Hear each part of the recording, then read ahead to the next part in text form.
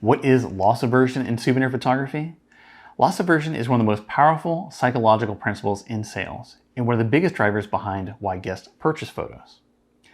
It means people are more motivated to avoid losing something than they are to gain something of equal value.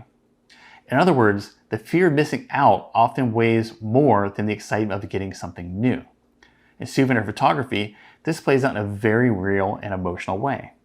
Guests are far more likely to purchase a photo when they realize they might not get another chance to capture that exact moment. So, imagine a family standing at the photo counter, unsure if they want to spend money. Once they understand that this image disappears once they walk away, that this specific moment may never occur again, the decision changes. They're no longer just buying a print, they're preserving a memory.